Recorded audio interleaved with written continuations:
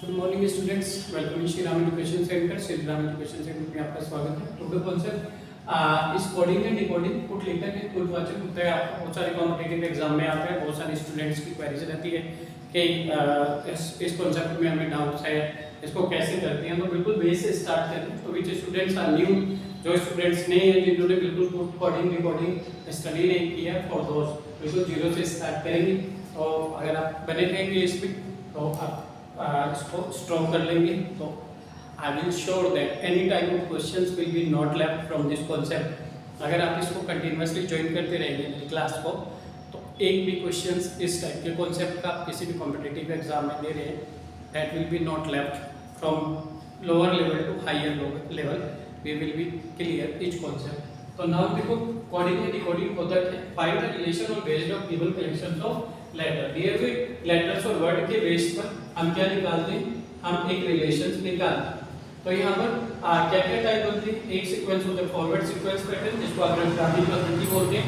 दूसरा आपका backward sequence pattern होता है, जिसको पश्चिमगामी बोलते हैं। पश्चिमगामी मतलब बैक साइड आना, अग्रगामी मतलब फॉरवर्ड साइड, आगे की साइड बढ़ना। जैसे ए का नेक्स्ट बी, बी का नेक्स्ट सी, उसको आप फॉरवर्ड बोलेंगे। तो बी से पहले ए, तो उसको आप बैकवर्ड बोलेंगे।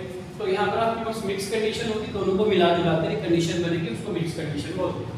फॉरवर्ड सीक्वेंस फॉरवर्ड पैटर्न कैसे होगा, देखो क्वेश्चन ऐसे लिखा आता है, एक सांकेतिक भाषा में in a certain code Vijay is written as WJKBZ, Vijay is written as WJKBZ in a certain code.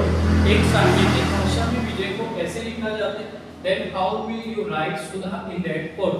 उस सांकेतिक भाषा में आप सुधा को कैसे लिखेंगे। तो सबसे पहले आपने मेंशन किया विजय, VICKY।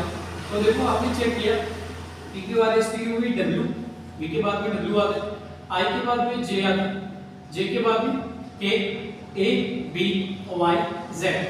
तो similarly we will be use here Sudha PQRSTU U V ABCD E H I and A के बाद में क्या आएगा B।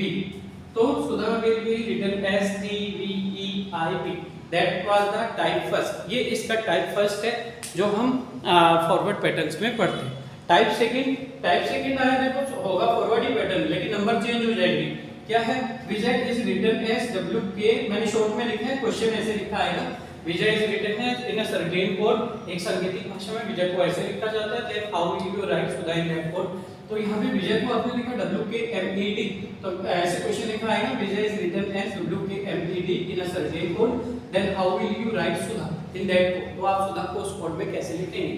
तो हमने मेंशन किया विजय, देखो PQRSTUV +1, V के बाद में W आते हैं, 1 प्लस हुआ, ठीक है। I के बाद में आपने J को छोड़ दिया और K 1 2 +2 और है, ठीक है। तो आपके पास यहाँ पर हो गया +2। J के बाद में K, J के बाद में M आ जाएगा, KLM 1 2 3 +3 और है, तो आपने +3 कर दिया। A के बाद में B C D E, देखो 4 प्लस जा रहे हैं। Y के बाद में आता है Z, फिर आता है A, फिर आता है B, फिर आता है C और फिर आता है D। तो देखो 1 2 3 4 5, यहाँ पर +5, क्लियर हो गया। तो देखो आपके पास PQRSTUV W, V के बाद में W आया, +1 हो रहा है, ठीक है। और I के बाद में K आता है, तो I के बाद K का मीन्स है I के बाद J और K +4 है, 1 और 1 2, ठीक है। आपने +2 किया। J के बाद में K L M, तो J के बाद में था आपका M, तो +3 हो रहा है।